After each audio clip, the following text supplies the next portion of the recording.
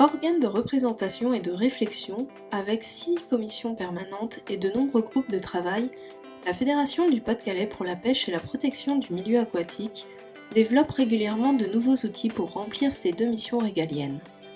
Le développement et la promotion du loisir pêche d'une part, et la protection des milieux aquatiques d'autre part.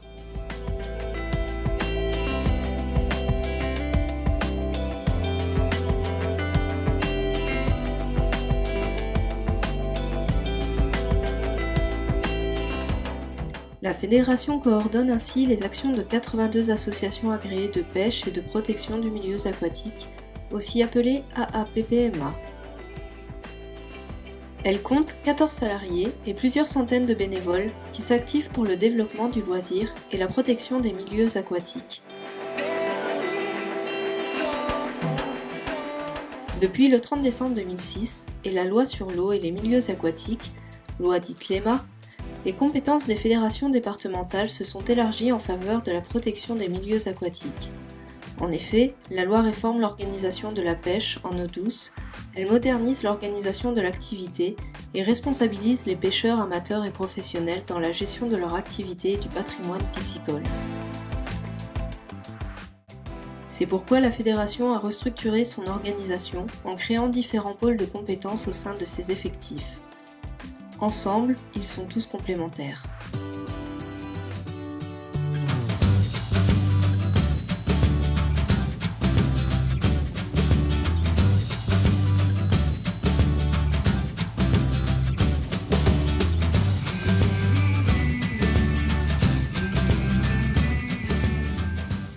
Le pôle connaissance est essentiel pour comprendre le fonctionnement de nos milieux et gérer efficacement les stocks des populations piscicoles. Une meilleure connaissance des poissons présents dans notre département permet d'adapter nos pratiques et de pérenniser notre loisir. À cette fin, en 2018, plusieurs études ont été réalisées.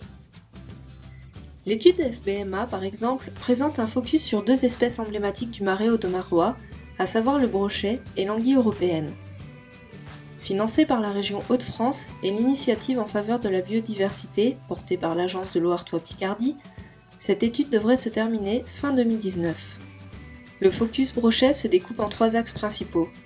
Caractérisation des surfaces favorables à la reproduction, caractérisation de l'effort de reproduction et caractérisation comportementale.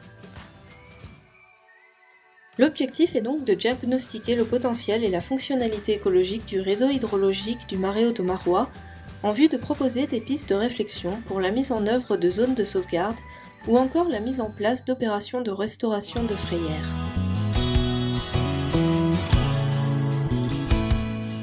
Concernant l'anguille, un suivi de la migration des civelles et des populations d'anguilles par le biais de flottangs par exemple, a été réalisé sur plusieurs stations en vue de caractériser la période de recrutement majeure de l'espèce au sein du marais.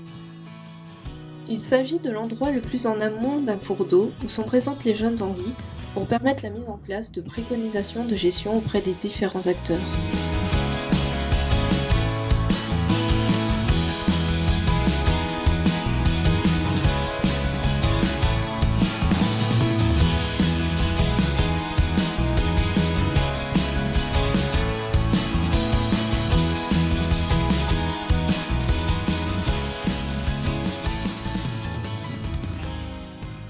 Parallèlement à ces études, le pôle connaissance mène également des restitutions de ses travaux afin de diffuser largement les informations qu'elle a pu recueillir. Par exemple, en 2018, après 3 années d'études et 2 campagnes d'échantillonnage, la restitution de l'étude Connect-AH a été réalisée courant novembre. Pour rappel, l'objectif de l'étude était de créer un outil d'aide à la décision afin d'identifier les zones humides prioritaires à restaurer.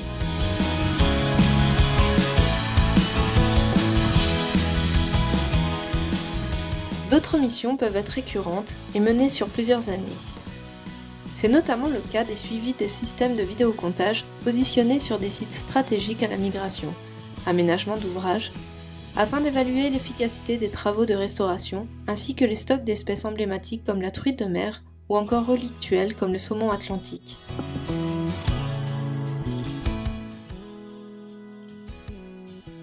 Les pêches électriques, quant à elles, sont réalisées selon plusieurs protocoles différents, afin d'obtenir des informations parfois ciblées sur une espèce précise ou sur des populations d'espèces en général.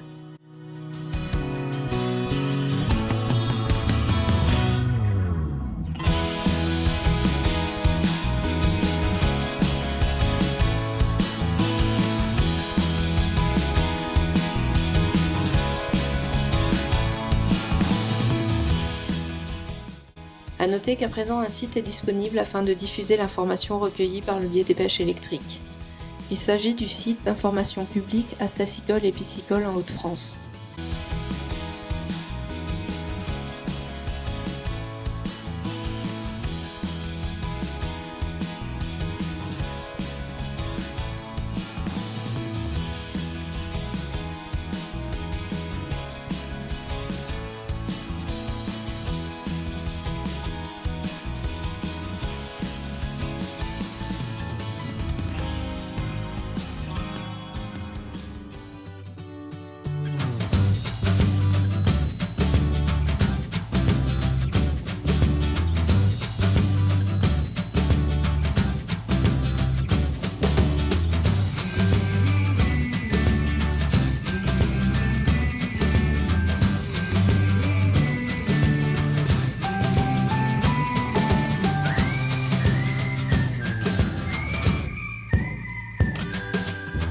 Le pôle restauration écologique a pris toute son importance avec la loi LEMA.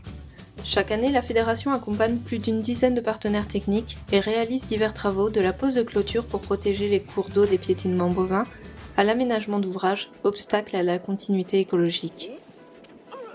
La continuité écologique permet la libre circulation des espèces et le bon déroulement du transport des sédiments. Le rétablissement de la continuité écologique concerne les obstacles se trouvant en travers des cours d'eau, tels que les barrages. Pour restaurer cette dernière, des travaux de suppression des barrages, dits arasement, ou de création de passes à poissons, ouvrages permettant aux poissons de s'affranchir d'une chute d'eau, sont mis en œuvre. Sur le bassin Artois-Picardie, elle représente un enjeu majeur. Les efforts de réduction des rejets polluants ne suffisent actuellement pas à parvenir au bon état des eaux de notre bassin.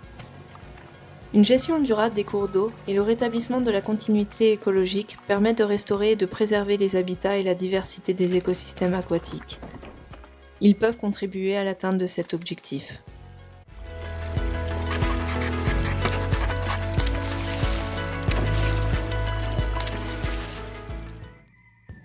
Tous ces travaux de restauration écologique sont possibles grâce au financement de l'Agence de l'eau Artois-Picardie, de la région Hauts-de-France ainsi que de la FNPF. Cette année, la fédération a notamment travaillé sur le bassin versant de la Haa, avec l'arasement de 2 seuils.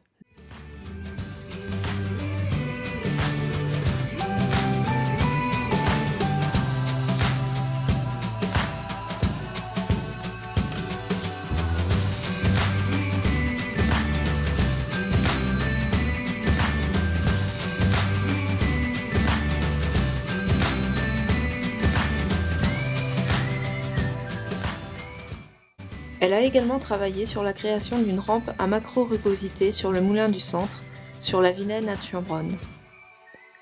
Les travaux menés sur ces ouvrages fortement dégradés et sans usage économique concourent à la préservation et à l'augmentation de la biodiversité des espèces inféodées aux écosystèmes aquatiques et humides.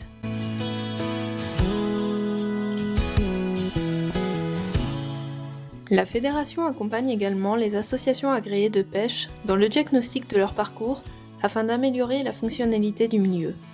Consciente que l'avenir du loisir n'est possible qu'en préservant les milieux, la création de frayères par le biais de recharge granulométrique par exemple, tend à se développer en alternative au déversement.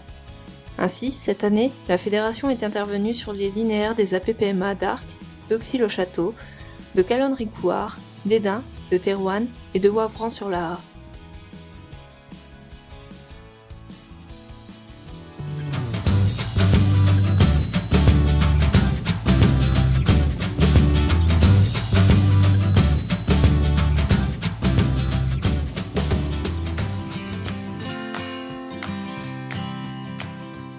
La loi sur l'eau de 2006 a également souligné l'importance et la reconnaissance des gardes-pêche, sentinelles de nos rivières, mais aussi premiers représentants des structures associatives auprès du pêcheur.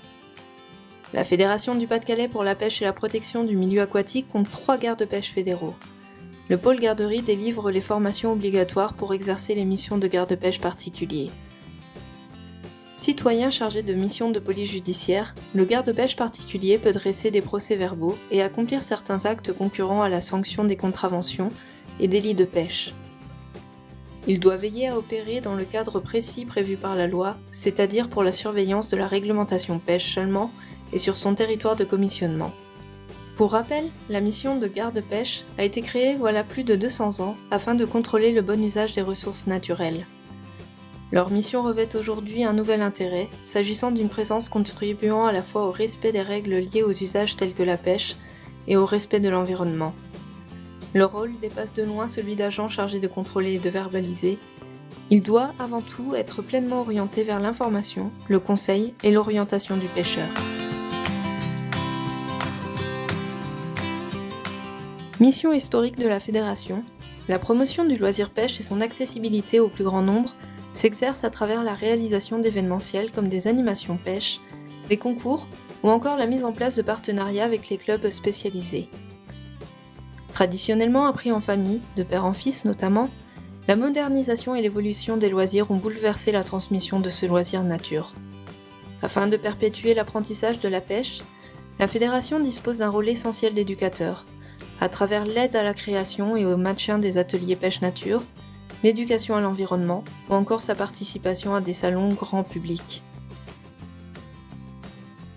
Cette année, la Fédération de pêche du Pas-de-Calais a notamment participé au partenariat mis en place par la FNPF depuis plus de 2 ans en animant un stand sur le village du Tour de France. Au-delà de cette animation, c'est un bel élan de mobilisation qui a pu être observé au sein du réseau associatif avec l'organisation de stands, d'actions de rassemblement sous l'effigie Génération Pêche ou encore une vue du ciel. La Fédération du Pas-de-Calais a la chance de disposer d'associations dynamiques qui modernisent la pratique de la pêche en organisant divers événements, comme des concours, des animations inédites, comme celles mises en place par les pêcheurs édinois et l'intervention de Philippe Keller.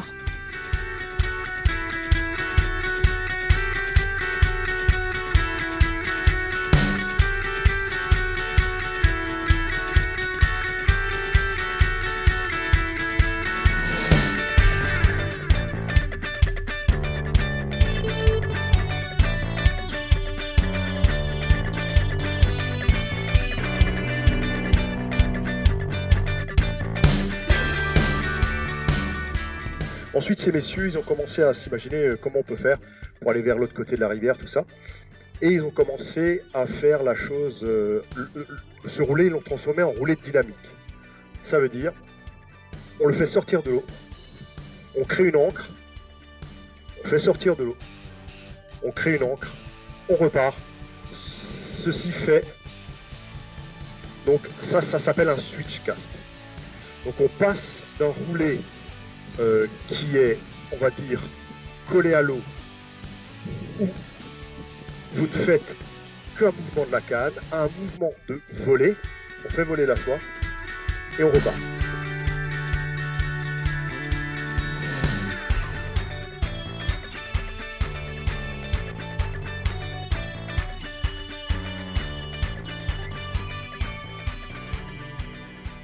Il tient à cœur à la Fédération de démontrer le savoir-faire des bénévoles et des amateurs de pêche par le biais de partenariats avec les clubs de pêche spécialisés dans le cadre d'animations ou de concours. Cette année, la Fédération a notamment mis en avant la pêche à la carpe grâce à un endurocarpe de près de 40 heures organisé en partenariat avec les carpistes audomarois. Avec 13 équipes, soit 26 participants, la convivialité était au rendez-vous.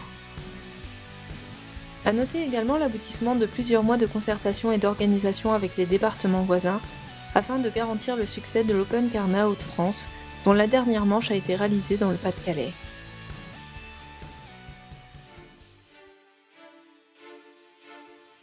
Participation à la connaissance des milieux aquatiques, restauration écologique, entretien, surveillance, sensibilisation, animation, concours.